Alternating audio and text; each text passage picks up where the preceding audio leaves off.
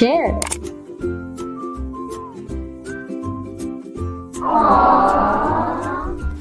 Hello there! Almost all of us are citizens of the online world, and the internet is the system that runs this world.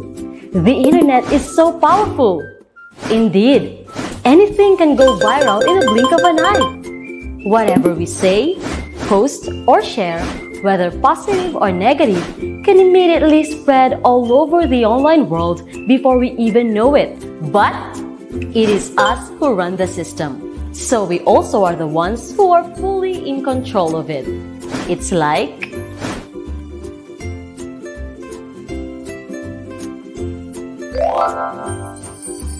Hi dear! What is it today? Planning to update status? I just want to remind you. Use the power of the internet to spread positivity. You can also start to spread of harmful and untrue messages actually. By not passing them on to others, well, that's easy. And respect each other's differences, that's RESPECT. Respect? Well. What do we have here? Thinking of something to post? Ooh, remember that one who called you loser, fat, and ugly? You can't let him get away with it. Go ahead and bring him on social media. Dear, ask yourself first, what will be the consequences? Will it result to something good? Nuh-uh, I don't think so. However, if you get mean and bullying comments, unfollow or block them, and also those with inappropriate behaviors. Make an effort to provide support to those being bullied to lift their morale and confidence. And kids, don't ever hesitate to speak up against and report online bullying. Now, to whom will we listen to? Aha! I think I know what to post. Treat others as you would like to be treated. Hashtag be internet kind. Hashtag it's cool to be kind. Share. How would you like to be treated? Simple as the golden rule says, treat others as you would like to be treated. Respect and expect to be respected. After all, what we give is what we get. So let's choose to be kind. Be internet kind. It's cool to be kind.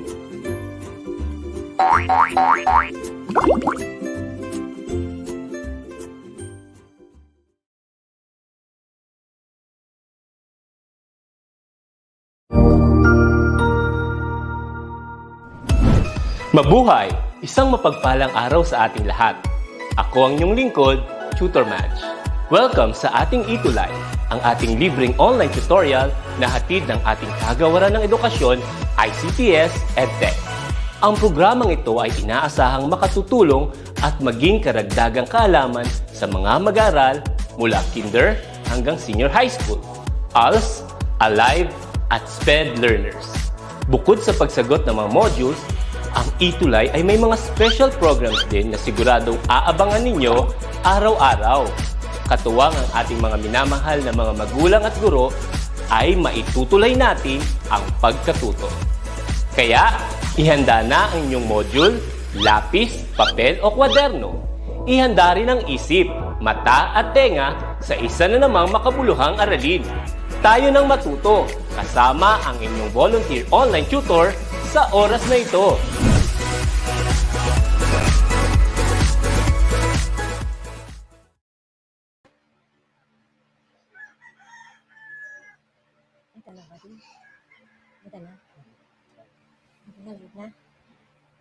Mabuhay! Sending bright smiles and warmth from their tutor Teresa. A pleasant afternoon, everyone. Good PM, Henry Esquivel. Good afternoon, watching from Chua Is, Bagumbayan, Sultan Kudarat, all the way there in Mindanao. Good afternoon. the John Valens, Maria Alexandra Cristina Obligado, and the rest of our tuties. Magandang hapon po sa ating lahat. I would like to welcome you all to another session of Front Office Services for Grade 9, and our lesson for today is entitled Recording Details of Reservation. So please get your modules, your learning materials, your pen and paper for note taking. And if you have questions or comments, please write them on the comment section below. Okay, so how are you this past week? Do you still remember what was our lesson?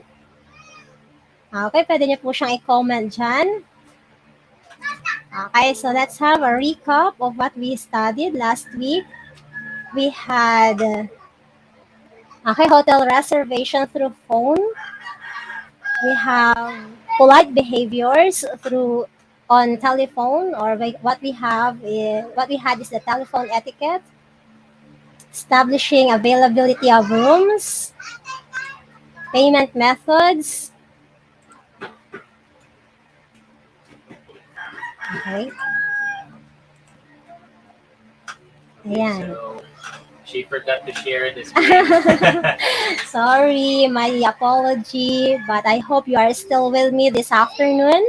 So, Liz Dupaya Evangelista, magandang hapon po. And also, we ran through payment methods. Do we still remember our discussions on these topics last week? I hope so, no? Kailangan yung mga natututunan po natin, I leave you the challenge last week na i-practice po natin how to handle telephone reservations. You may practice with your classmates or with your family members, especially on polite behaviors in telephone conversation. Like, please always state your name at the beginning of all calls. Being sensitive to the tone of your voice. What else? What do we discuss last week? Do not allow yourself to be distracted, things like that. So moving on, for our lesson today, we have our only objective. Marami kasi siya napakahaba if we will go through. But I would like to focus your attention on this objective. It states that the learners or our tutees for this afternoon and anyone who want to learn more about front office will be able to record complete customer details accurately in a manner which ensures correct interpretation by others who may access the reservation details. Bakit kaya? No? Do you have any idea bakit kailangan nating i-record yung mga details ng ating clients, our callers, our customers? Yes po, good day, Geraldine Calesa. So if you want to be shout out, please write your name and your real name if you want, from what school, and your location in the Philippines. So we are viewed online mula sa dulo ng Luzon, pinakataas ng Luzon hanggang sa dulo ng Mindanao. Naaabot natin ang bawat mag-aaral na gustong matuto at gustong umunlad ang kakayahan. Okay, so let me share with you. Are you ready? Yes. Ay, sorry. So let us acknowledge Tutor T. Thank you for joining us in this afternoon session.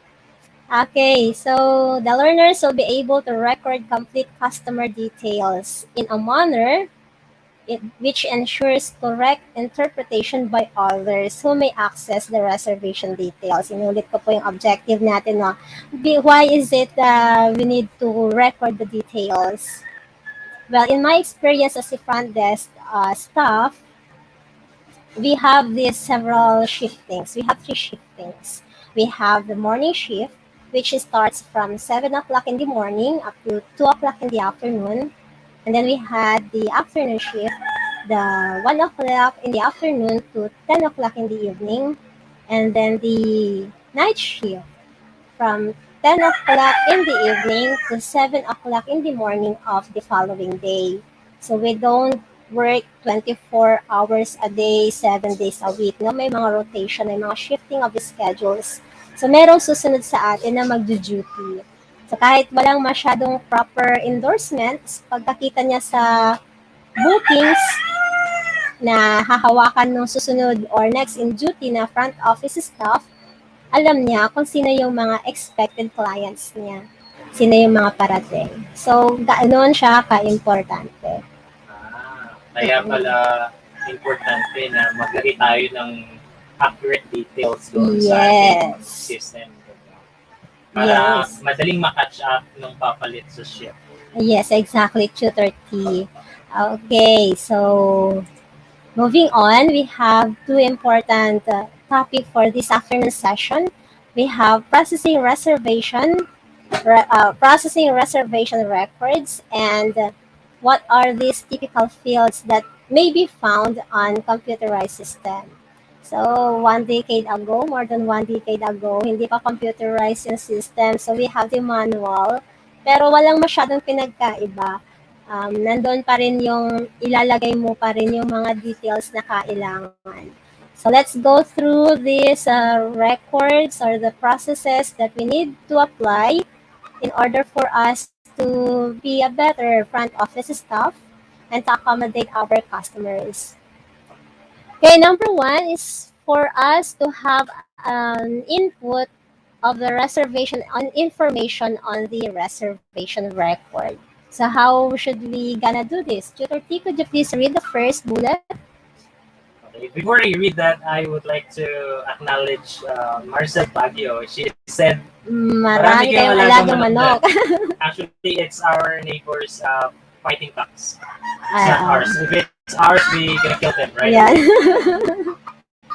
Meron pa tayong additional background.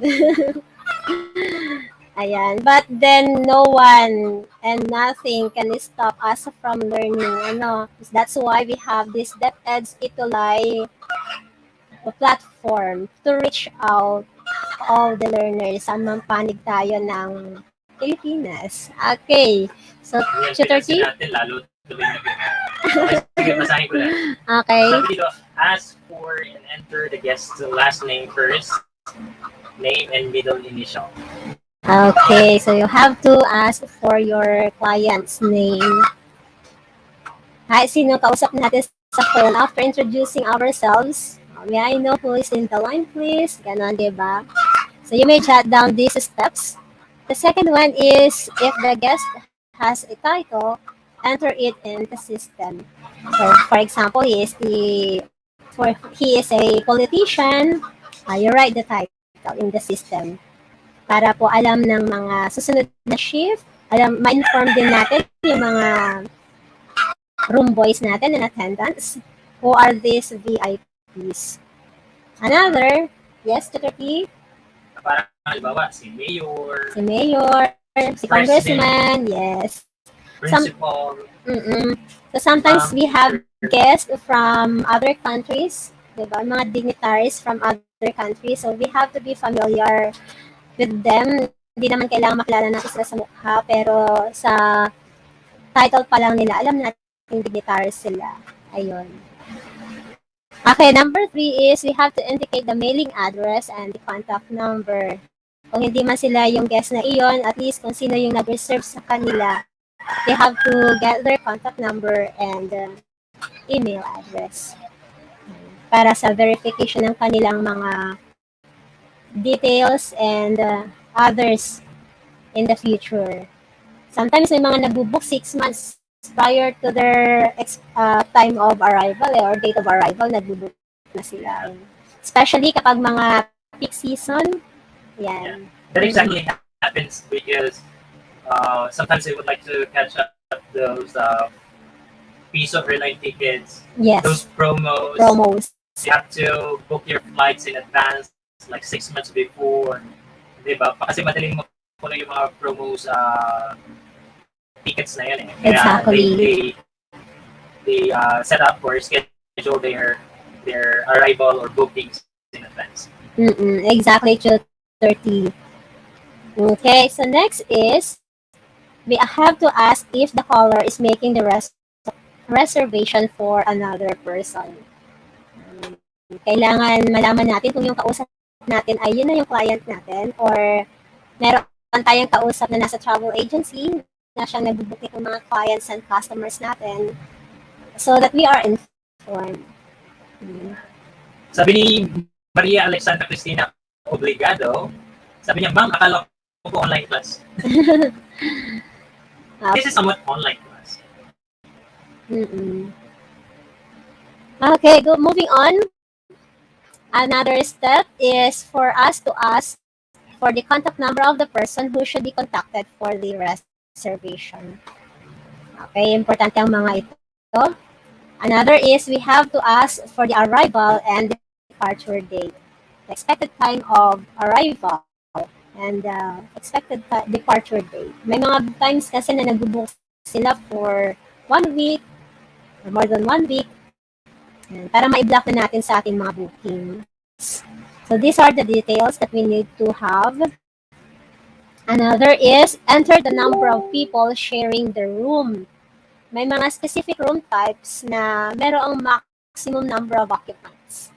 Kailangan alam natin if they are twin sharing or standard room lamang siya, pero they want to avail of a standard room pero more than 3 sila, things like that.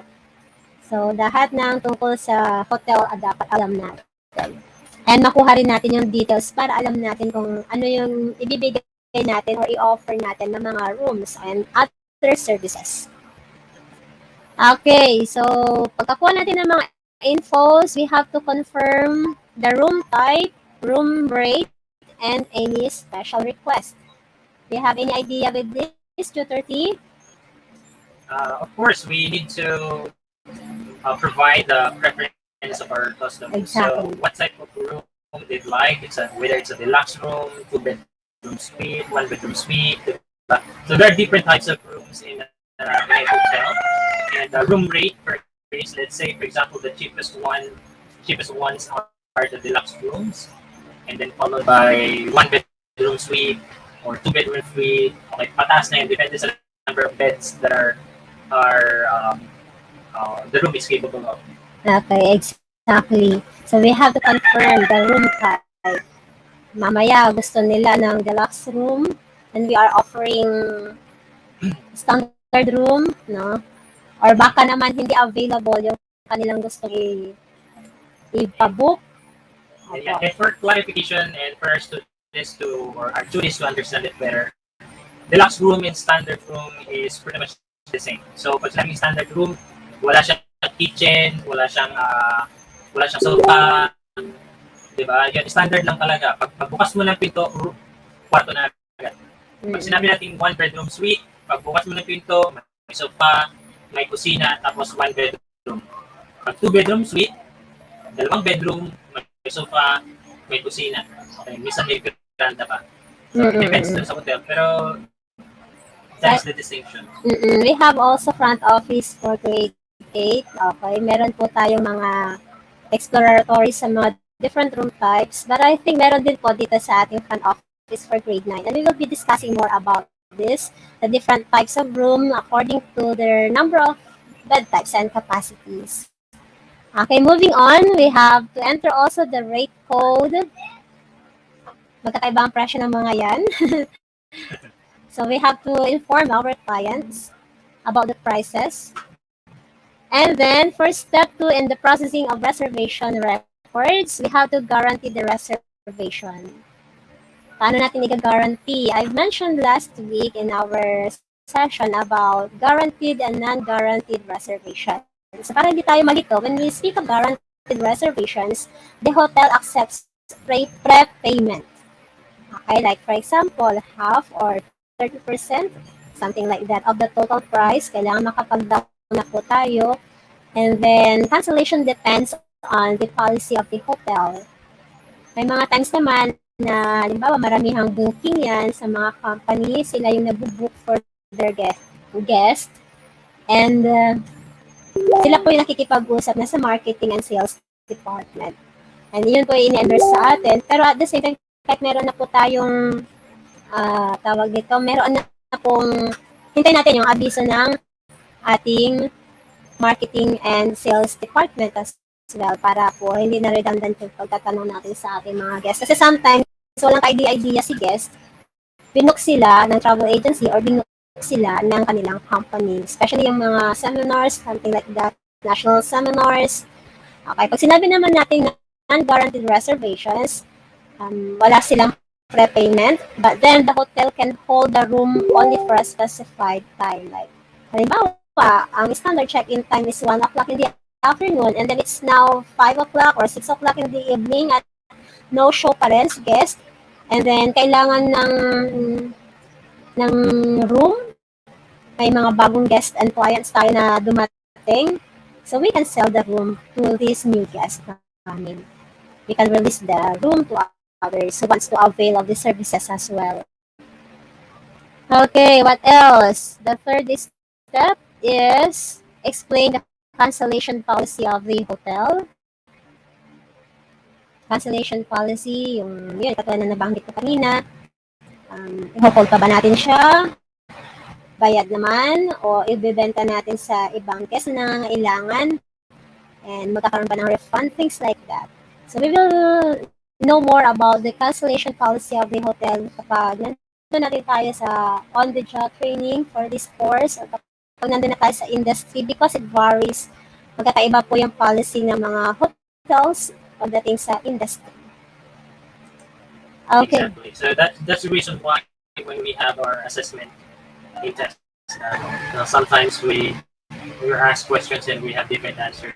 And as long as we can defend it that it's according to the industry practice of a particular hotel, we can still pass this assessment as a test. Exactly. So sabi ni Harry Bacaro, good PM po. Watching from Ozamis City National High School, Division of Ozamis City. I remember a friend, she is a teacher in Ozamis City National High School. So shout out sa inyo po dyan, to Ma'am Meg. Okay, step 3 is confirm and enter the method of guarantee. So how do we do this? Step 1, under this, step 1 under step 3, sir, tutor T. which one again? 3.1, inform. 3.1. Inform callers that their credit card or their billing account will be billed if they fail to show up during the time of Check-in. Opo. So, doon sa ating reservation, sa ating mga bookings, i-inform natin sila. Sometimes we ask them if how do they want to settle their accounts, whether it be through cash or advance payment via bank or through their credit card. Naalala ko no, nandun pa ako when I work as a front office staff, I learned how to manually process credit cards. Kukunin yung mga last 3 digits, ganyan. Pero hindi ko ituturo dito yon, hindi ko ituturo. At kung paano wala yung handy machine, yung isa-set mo lang, paano yung gagawin mo kapag ikaw ay tatawag sa customer care hotline. Pero exciting siya, maganda siya. So for our tutees, and for those who want to learn more about front office, hindi namin kayang ituro lahat in one session, but please find time to read. Marami rin tayo mapapanood sa mga YouTube tutorials because being a front office is not an easy task, but then it is rewarding. I never thought that someday I will be teaching front office, but ito ako ngayon. Because of my experiences, meron ako ma-share sa inyo at makatulong sa bawat mag-aaral na Pilipino na kumukuha ng kursong ito. Ayan. Another is input in the system reservation, the guarantee. And enter in the reservation if not guaranteed so that the system can release the reservation given the standard set by the property. So, mas maintindihan po natin yan pag nasa industry na tayo. But then, at least alam po natin, kapag guaranteed, ano po yun ulit, Tutor T? Guaranteed, it means that they already paid, like, may down payment. May down payment, So, yes. no matter what happened, the room wouldn't be given to other guests in case they didn't come. And at the same time, they would be billed the entire payment. Let's say they give 50% down payment. The other 50% would be billed from their or to their credit card after that date. That even if they didn't come. Okay, thank you. So, Brent Kevin Elagan, good afternoon. Watching from DMGHS. So, saan po kayang panitian ng bansa? Good afternoon po sa inyo. Okay, the next step is repeat the details of the reservation. Repeat the reservation details to verify what is input in the system. And then after repeating the details to the customer or to the client or to the guest na nag-reserve ng or nagpapabook, we can give the confirmation number. The confirmation number is automatically generated by the system. Okay, next is don't forget this one. We have to enter the reservationist or the front office staff who handle the booking. Tayo po iyon. Why? It is for proper trace. For example, magkaibang shift natin yung booking, pero nang dumating si guest, hindi natin shift. And there are times na may mga details na kailangan. Diba? So, for proper tracing ni manager natin, floor manager ba? Front office manager, or kung sino man ang ating immediate superior, madali din makita kung sino yung reservationist na yan. And at the same time, we ensure accountability. Yes, example, exactly. You're the one who's going to pay for the unpaid bill of the customer in case you did the process wrongly. Another also, aside from paying the bill for the mishandled, what do you call that? Reservation, mga things like that. Ang isa pang maganda dyan sa pagtatrabaho ko as a front office staff, pagdating din sa pagbibigay ng mga tips. Minsan kasi nakikilala ka na ng mga guests ninyo, ng mga clients ninyo, ikaw yung hahanapin. So, yun, for proper trace, minsan hindi nila maalala yung pangalan mo, pero sasabihin nila, ako yung nag-reserve ng ganitong araw, ganitong oras, matitrace na ikaw yon, and sometimes they give proper credits, diba? Things like that. So, yun po yung mga rewarding if you are working in a hotel industry.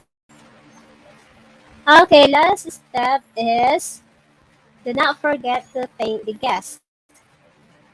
Okay, do not hang up the phone if that is via phone reservation, as the guest may have additional requirements. Dapat laging ang mauuna na magbababa ng line is yung guest natin. Okay, tanungin natin siya if meron pa ba silang gustong idagdag sa kanilang reservations.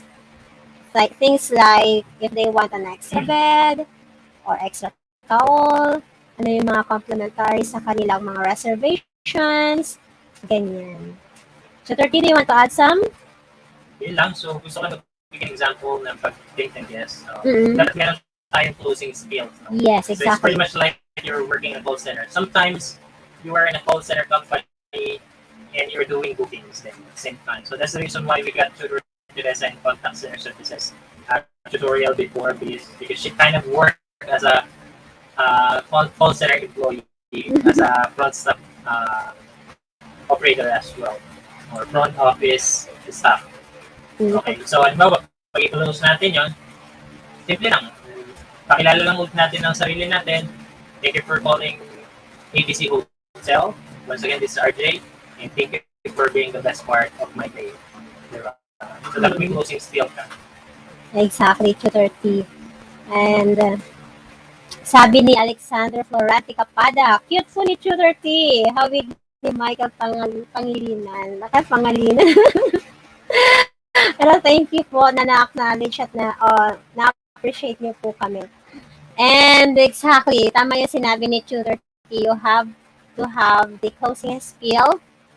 Thank the guest. And, ayun, kung wala nang tanong, hintayin natin sila na sila yung magbaba ng line. Sabihin natin, look forward to welcoming you on your visit, things like that. So mag-practice na po tayo for this another week. Let's have a practice sa harap ng salamin. How can we introduce ourselves? How to host the conversation, things like that.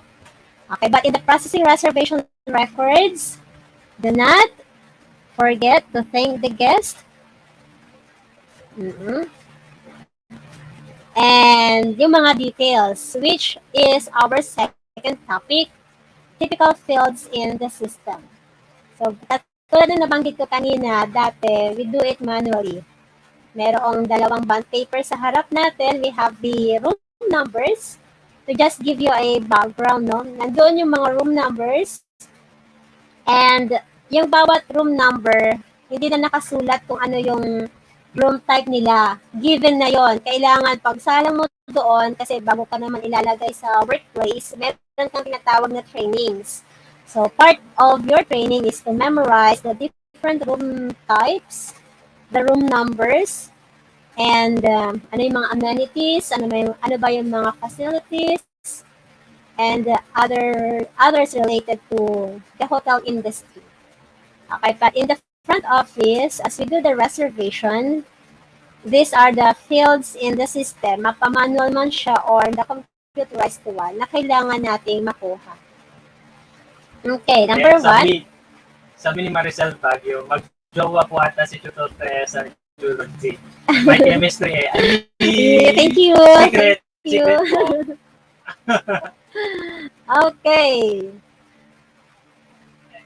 So we're just gonna run through these typical fields in the system because it's already 2:55. We pretty much have 5 minutes left in this discussion.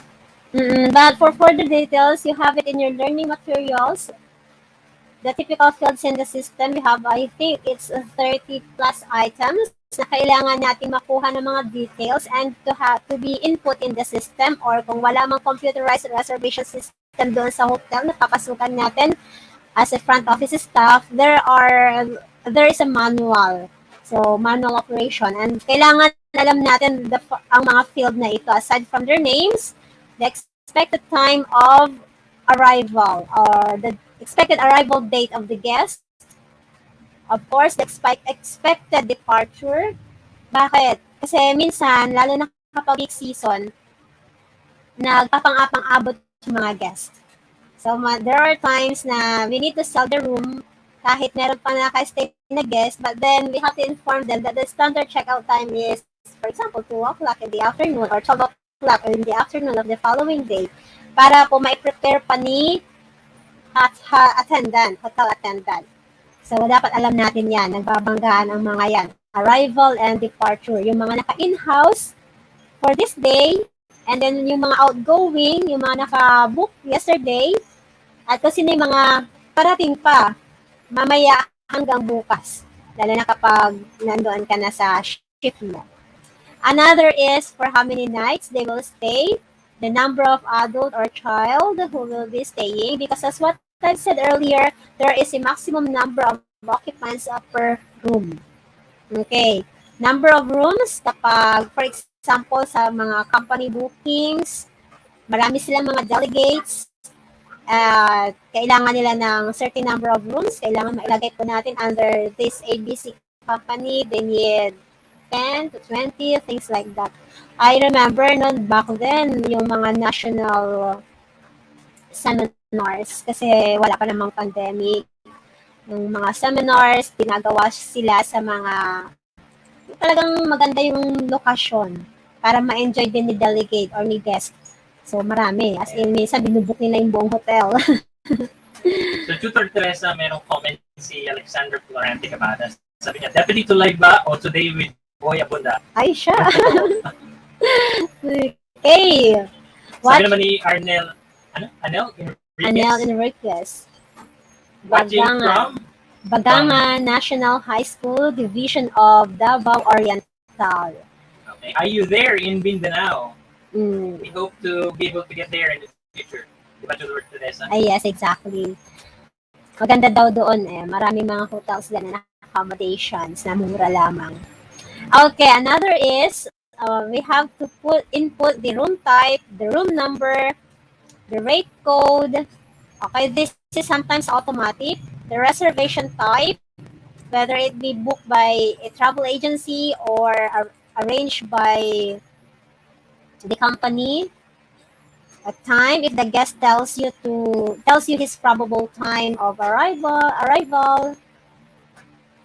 There are times na na-book mo siya 7 o'clock in the morning, pero yung kanyang arrival ay 1 o'clock in the morning. At dawn pa, di ba? May mga ganoon po tayo. Or sometimes late night na. So we have to indicate para aware din si night duty na front office. We have also to include the block name, used only for group bookings. Okay. Source of business, confirmation, channel. Ano ba yung source of business? I just want to give an emphasis on this. This is used if a booking is from a local or international agent or a company. Or sometimes naman dito lang sa na locally or from walk-ins. Yan.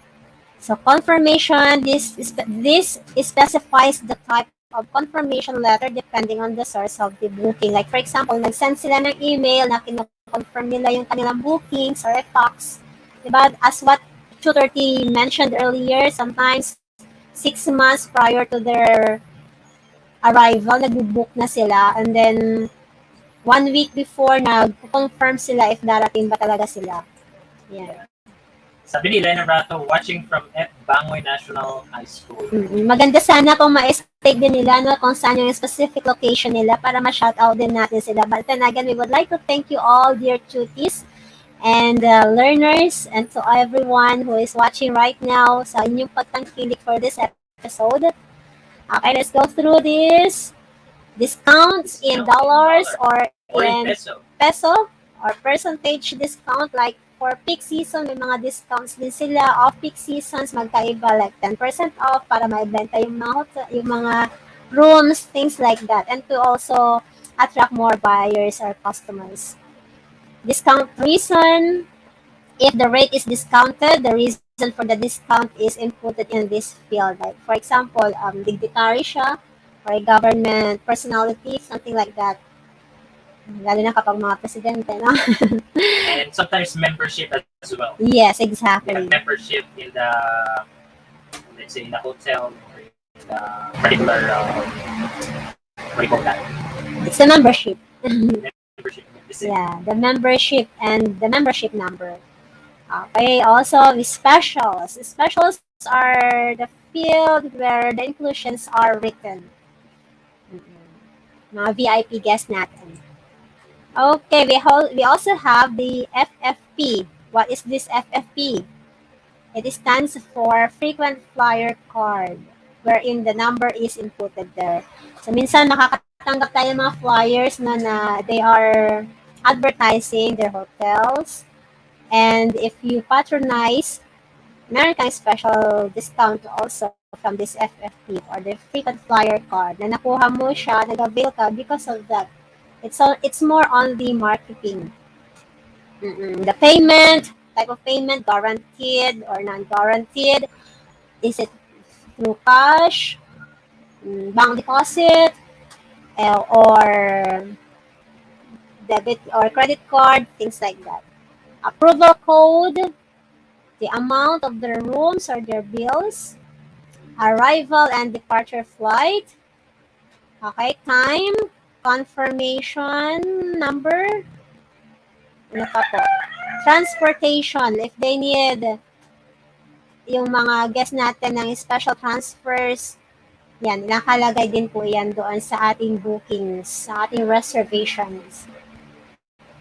Tutor T, do you have some? Just the fighting cocks are noisy. Pero mas maintindihan po natin ang mga bagay na ito if we are in the industry. Pero right now, at least we are familiar with this. Kapag nagkaroon ng face-to-face, who knows, di ba? Magkakaroon tayo ng mga mock front office reservations, things like that. At least we are aware. So please jot down jot down notes para po ma-familiarize natin pag sinabi natin time or ETA, expected time of arrival, at least we already know.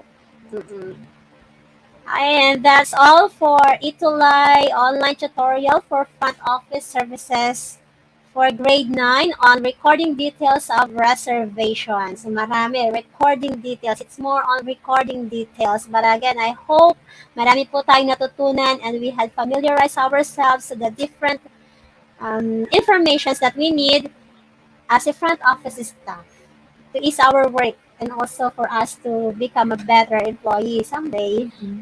Tutor T. I think that's gonna be all for today. Thank you so much for tuning in. Catch us up again next Friday.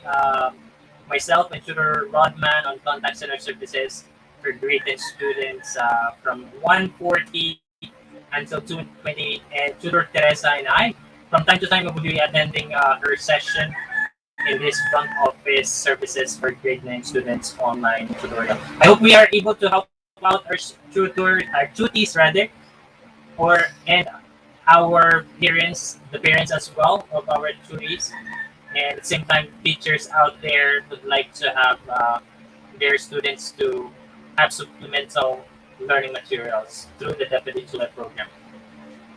Hi, thank you so much. Thank you. Stick around, meron pang tutors na upcoming po.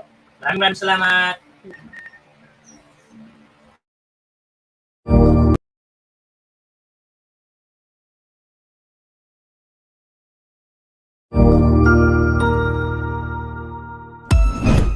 Ang husay naman! Natapos mo ang iyong tutorial session kasama ang iyong mahusay na ETUlay tutor. May bago ka bang natutuhan? I-share na yan gamit ang hashtag #ETUlayLevelUp. Huwag aalis ha, dahil may susunod pang programa na pwede mo ring panoorin at salihan. Dahil naghihintay na ang iyong mga tutors. Happy learning dito sa ETUlay!